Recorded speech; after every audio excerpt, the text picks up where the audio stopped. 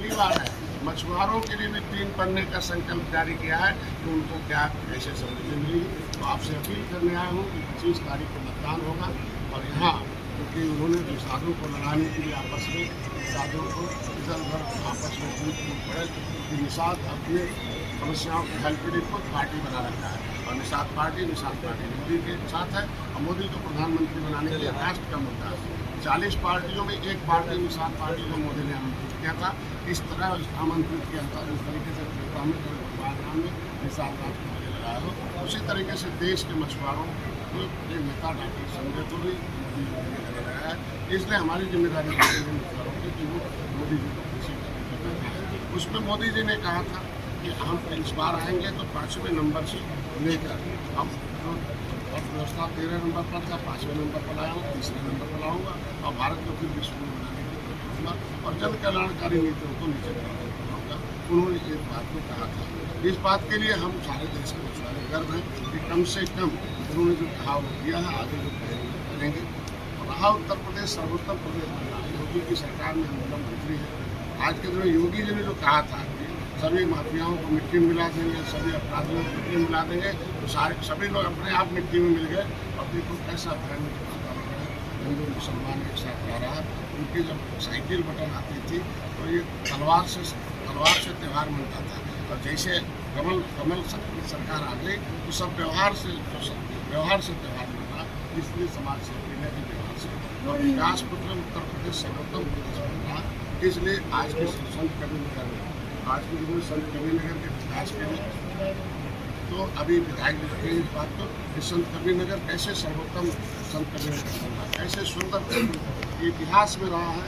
रहा है आज के दिन में कि विपक्ष में रहते जो सत्ता में रहते सपा ने पिछड़ों के नाम पर सत्ता आई, पिछड़ों के नाम पर एक कानून नहीं, पिछड़ों को ऐसे छोड़ दिया कि जिस तरीके से मतदार में छोड़ दिया। मोदी जी ने पिछड़ों के लिए सरकार बनाया।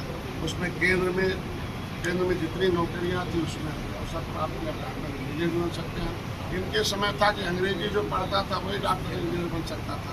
हमारी यूपी और मोदी जी ने कह दिया कि नहीं, हिंदी पढ़ता वो डॉक्टर इंजीनियर बनेगा। ये हिंदी हिंदुस्तान का है, यहाँ हिंदी पढ़ने वाले भी डॉक्टर इंजीनियर बनेंगे और शुरू हो गया।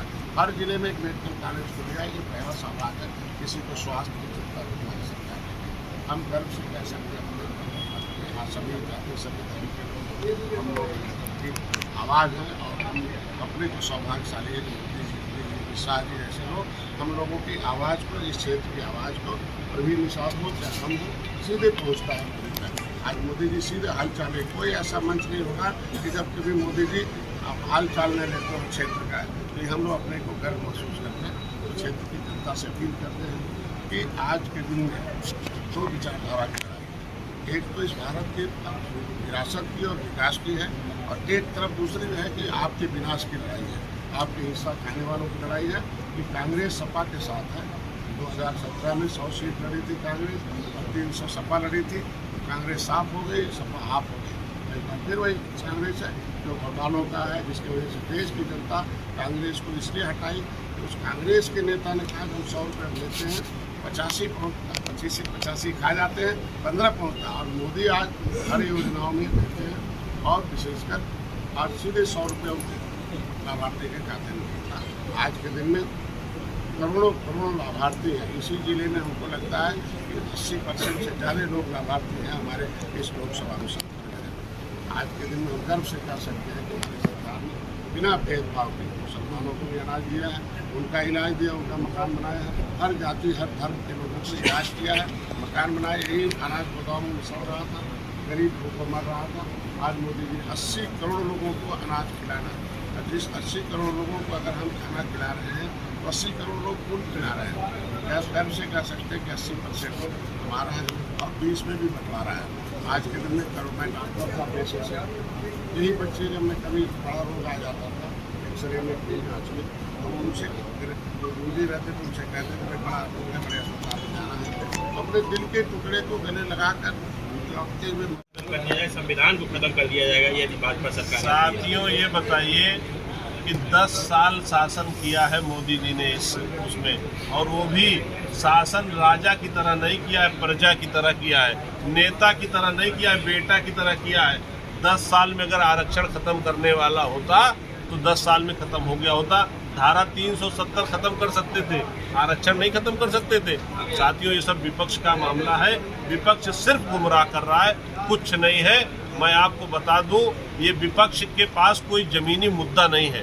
विपक्ष नए नए सबूबे छोड़ता है और उस सबूबे को सोचता है कि इसी में लोग उलझे रहे, इसी में सब लोग समझे रहे, उलझ करके, और जब तक ये उलझेंगे तब तक हम सुलझेंगे, तब तक हमारा चुनाव हो जाएगा। विपक्ष कह रहा है फिर सांसद जी 4 तारीख के बाद गोरखपुर वापस चले जाएंगे। ये तो जो कह रहे हैं उनको 4 तारीख के बाद उनका भ्रम दूर हो जाएगा। साथियों, निश्चित भारतीय जनता पार्टी कमल का फूल यहाँ खिलने जा रहा है, और जितने लोगों को इसका भ्रम है 4 तारीख तक और रह लीजिए, 4 के बाद भ्रम दूर हो जाएगा। धन्यवाद।